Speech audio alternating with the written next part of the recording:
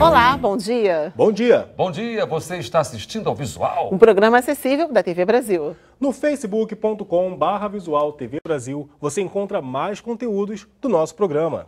Direto do Rio de Janeiro, o Visual começa agora.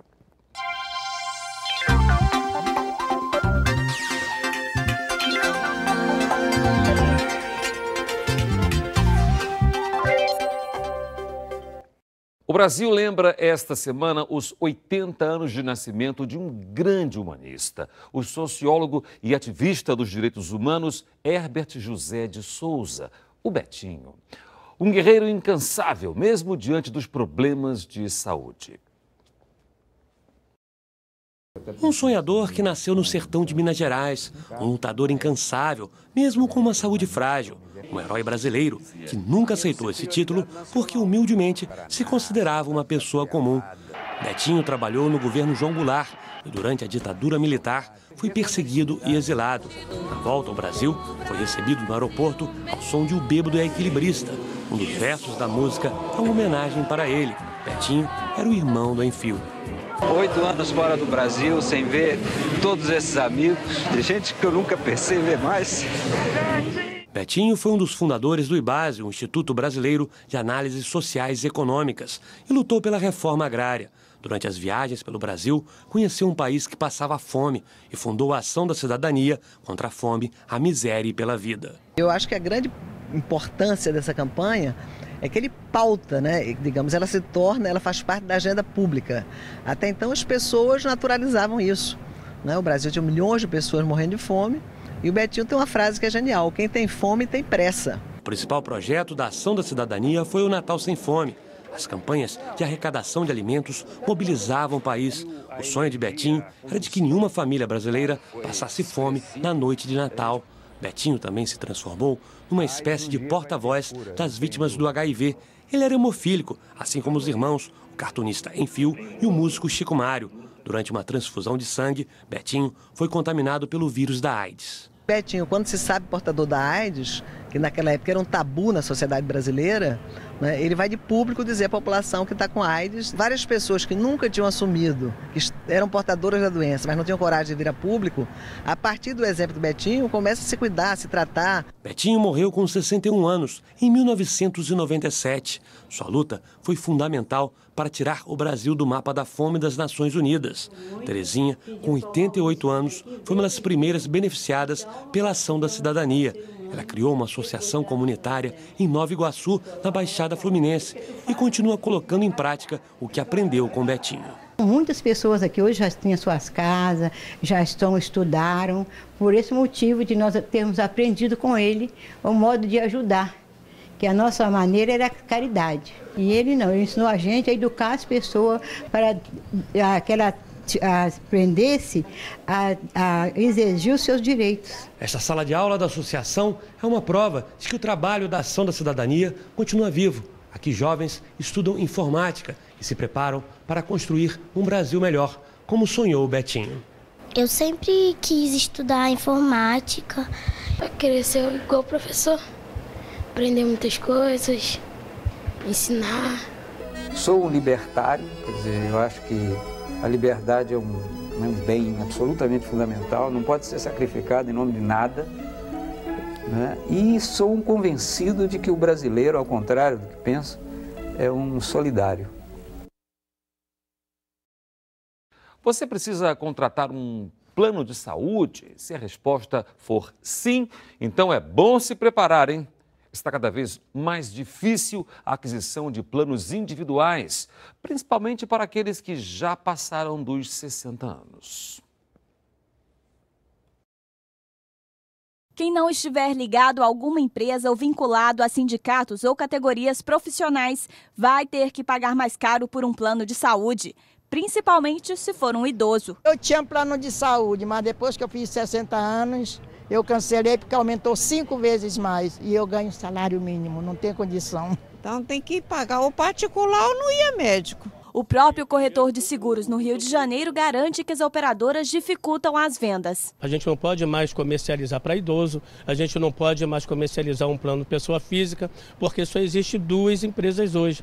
E essas empresas não estão não satisfaz as necessidades dessas pessoas que querem um seguro-saúde. De acordo com a Agência Nacional de Saúde, as operadoras que oferecem os planos individuais não podem negar a venda independente da idade ou da condição física. O problema é que eles custam cerca de 40% mais que os coletivos.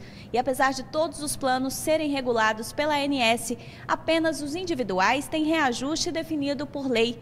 Os coletivos são reajustados anualmente, a partir de negociação entre a operadora e a associação que contrata o serviço. O presidente do Sindicato dos Corretores do Rio, Henrique Brandão, pede que as pessoas fiquem atentas na hora de fechar um plano e devem desconfiar de corretores que recomendem a abertura de uma empresa apenas para contratar um plano coletivo e defende a desregulamentação dos planos individuais. Você criar grupos, você acaba criando um impedimento legal, ou seja, fazendo com que as pessoas criem empresas para disfarçar uma cobertura individual. Na verdade, a ANS não prejudica a seguradora, nem os planos de saúde, nem as medicinas de grupo. A ANS prejudica efetivamente o cidadão. Já para este advogado especialista em direito do consumidor, Jorge Tardan, a saída é exigir que a ANS regulamente também os reajustes dos planos coletivos. A melhor forma do consumidor se defender é exigir que o governo pressione a ANS para que ela regulamente também os planos corporativos. O problema é exatamente o plano corporativo está fora do alcance da lei que disciplina os planos de saúde.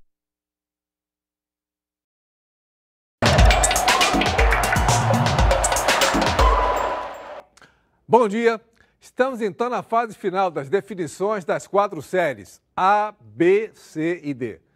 Vamos então por etapa. Na Série A, o Corinthians praticamente é o campeão brasileiro, aliás, com todo o mérito. Uma bela vitória no último domingo, 3-0 em cima do Atlético Mineiro. Campanha muito bonita do Corinthians, vai uma larga vantagem, 12 pontos aí na frente do segundo colocado. Sem dúvida nenhuma, olha, o Corinthians só perde esse título se ele perder todos os jogos que ainda faltam, são 6 jogos. Se o Atlético ganhar todas as partidas, é praticamente impossível. Uma bela campanha e realmente o Corinthians merece o título desse ano. Na Série B também o Botafogo vem bem também, praticamente já passou para voltar para a Série A do ano que vem. Se vai ser o campeão, não, a tendência é que seja o campeão, pois também vem bem, faz uma boa campanha, um bom trabalho, aliás, feito pelo técnico Ricardo Gomes. Nas séries C e D, você tem um objetivo maior, que é passar de série. As equipes já conquistaram isso. Agora vamos ter alguns jogos decisivos.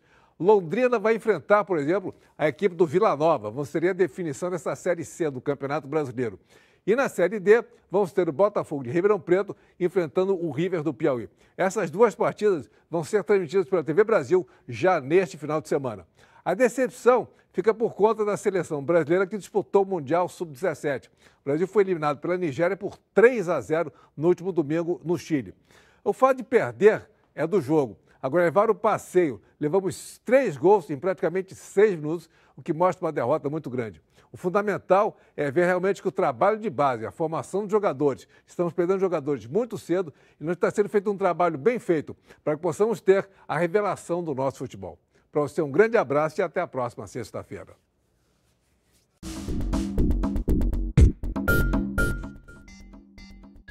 Bolo, biscoito, carne, churrasco. Você conhece direito o comportamento do seu cachorro? Sabe quando ele está ansioso, né? Ou porque estranha algumas pessoas? Uma pesquisadora da Universidade de Brasília quer traçar um perfil dos cães brasileiros.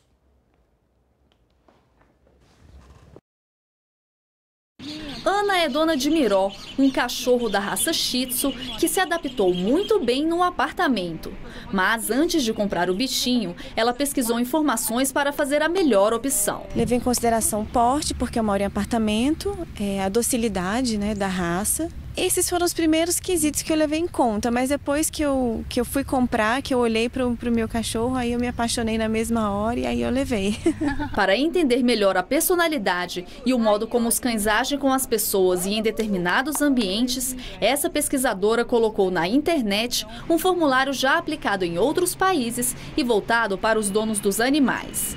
O estudo leva em consideração a raça, o sexo, a idade e a região do país onde vive o bicho. Quanto mais pessoas responderem à pesquisa, mais raças terão o perfil traçado, o que pode ajudar futuros donos na hora de comprar ou adotar um cachorro. Muitas vezes as pessoas acham que o cachorro dela é único e que às vezes ele faz uma coisa que é única, que não é uma coisa comum, né? E às vezes a gente pode encontrar que determinados comportamentos são mais comuns do que esperado. Acho que tem muito preconceito em relação à raça, comportamento animal, inclusive em relação aos vira-latas, e eu acho que esse tipo de instrumento também ajuda a combater isso. Eunice, que adotou Greta já adulta, acha que é importante as pessoas terem mais conhecimento antes de ter um cachorro, já que a atitude envolve responsabilidade. Você adotar um cachorro ou você comprar um cachorro e você saber que durante 15 anos, 17 anos, você vai ser responsável por aquele animal, né? E que você tem que tratar aquele animal com respeito, como ele merece.